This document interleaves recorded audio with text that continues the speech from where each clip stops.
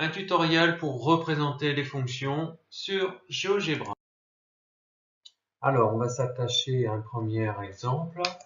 Une fonction f, dont vous retrouvez l'expression, définie sur l'intervalle -7, 5.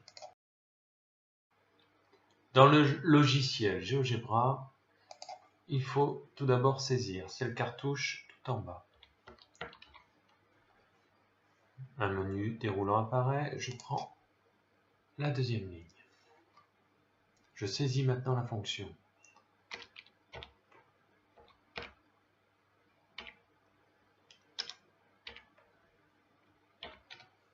Je dois maintenant saisir l'intervalle d'étude de cette fonction.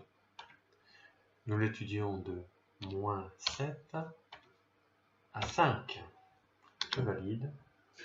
Voilà, elle est tracée. La représentation graphique n'est pas adaptée à la fenêtre. Je peux utiliser la roulette de la souris pour changer l'échelle des axes. Je peux, grâce à cette croix, déplacer le graphique. Mais je peux aussi changer l'échelle d'un axe à la fois. Ici, l'axe des ordonnées. Je clique et je reste appuyé dessus. Même chose pour l'axe des abscisses. On recentre. Voilà. Deuxième étape, les coordonnées d'un point de la représentation graphique d'une fonction. J'utilise toujours le même exemple. Ce point aura donc pour abscisse x et pour ordonnée f de x. Sur GeoGebra, je peux faire apparaître une grille et lire effectivement les coordonnées de différents points de cette courbe. Pour être plus précis, je peux placer un point sur cette courbe. Je peux le déplacer et retrouver ces coordonnées dans la barre algèbre. Nouvelle étape, la résolution d'une équation.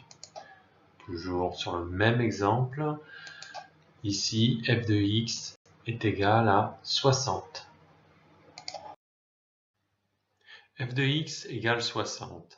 C'est repérer un point de la courbe f qui a pour ordonnée 60. Je vais donc tracer simplement la droite y égale 60. Ce point est donc ici.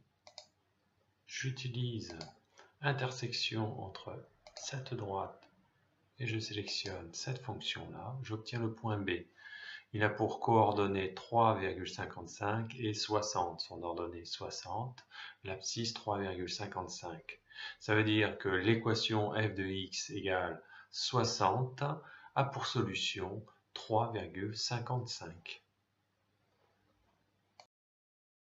Fin de la vidéo, à vous de jouer.